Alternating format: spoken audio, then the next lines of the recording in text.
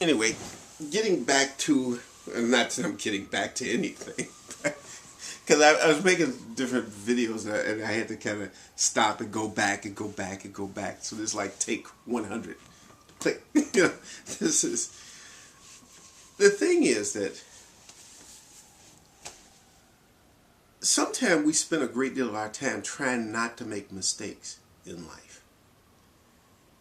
We try to avoid logical fallacies and confirmation bias and things like that. Where, as one friend of mine says, we're prone to all kind of logical fallacies and biases. So, we can't trust ourselves and we can't trust our own minds and we can't, yeah, but you know what? The bottom line is you do have to trust your own mind. It's kind of like being in a situation where you really don't have a choice. It's like, we can't trust the earth. There could be an earthquake at any time, or there could be storms and things. Well, you know what? You're here. What you do is, it's not a matter of trusting. It's a matter of managing things. One learns to manage things.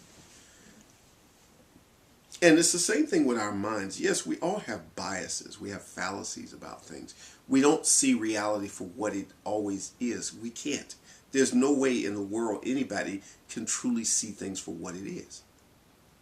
We can have that ideal of reality for what it is, but none of us can ever see it because we all have biases.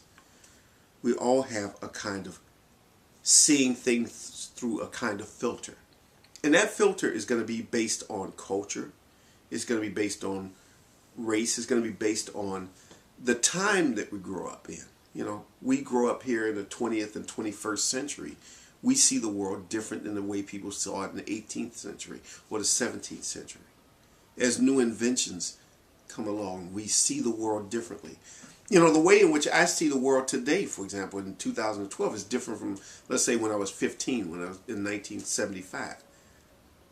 I just don't see the world the same way because even our technology changes things. The other day, for example, I went out of the house and I left my phone somewhere. Later I got it back. But the thing is, being without my cell phone, I feel almost like completely naked and vulnerable. And I'm thinking there was a time when I didn't have a cell phone and I didn't even care. I mean, who cares? You see other people with cell phones like, so they got a cell phone. But you get so used to it, you feel like you just can't make it without it. Our technology affects how we perceive reality. Our education affects how we perceive reality. The people we hang out with, we're always going to have a kind of bias toward a certain thing. There's no way you can get rid of it. You cannot eliminate biases, but what you can do is manage things. See, that's what I'm thinking. It's a matter of managing. I think that if I owned a company, which I don't, but if I did and I had employees, I know that I can have a diverse group of people, but there are always going to be biases. There's going to be racial and cultural and all kind of ethnic biases that people have. And you're not going to eliminate all that. But what you do is you manage things. You can't make someone love somebody from another group that they have been taught all their life that this group of people are evil and they've got all kind of things. You're not there to change people. But what you can do is manage it so that these biases don't interfere with people functioning and working together and achieving a common goal that serves all. See, I think that that's the purpose of any type of rules, laws, policies, whatever. It should be to manage things. Eliminating things is more like a dream, a fantasy, a sort of utopia ideal. You're not going to get rid of biases. You're never going to get rid of them. I'm saying that not being a pessimist, not being negative, but just being realistic. I think it's much more effective to think in terms of managing things. It's like me managing my diabetes.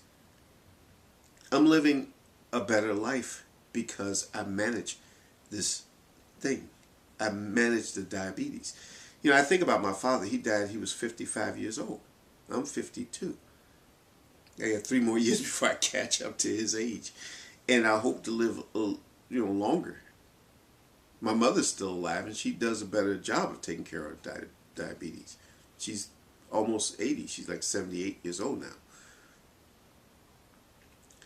The thing is that my father didn't want to deal with all that stuff. He didn't want to deal with taking injections. He didn't want to deal with checking his blood sugar. So he just forget it. I'm not going to deal with it. I think if he had taken the time to deal with it, find techniques, because I've learned to do that. When I had to take injections, I had to come up with all kind of little mental techniques of dealing with that to make it easier for myself. No, it's not the most pleasant thing. I mean, if I had magical powers, if somebody had real magical powers and could make diabetes disappear from my life, believe me, I'd be right on that in a minute. I'd be with that in a minute. But since that doesn't exist, at least as far as I know, you have to manage it. It's just like you can't get rid of people being prejudiced. You can't get rid of people being biased. You can't get rid of people discriminating. You really can't. I mean, I'm sorry, I know that might seem bad, but you can't stop people. I have to deal with that all the time in life. I have to deal with that so much in life. But what you do is you learn to manage things, and you learn to come up with ways of dealing with it. Focus attention on being able to deal with those things and deal with it within yourself, because all of us have biases. But you learn to suspend your judgment at times, to look at the facts and make judgments based on that, and not on some stuff that you were taught somewhere else that you have no evidence to support it. You can do that. You can temporarily do those things in critical moments when you need to do it. Yes, we're all going to do that. We all have biases, but you just can't eliminate them. I know I talked about this before, but I just keep thinking about it, that it's important. Managing things is more important than focusing on eliminating things. It's much better to think in terms of managing, because I think that's far more realistic. And that's all I want to say right there.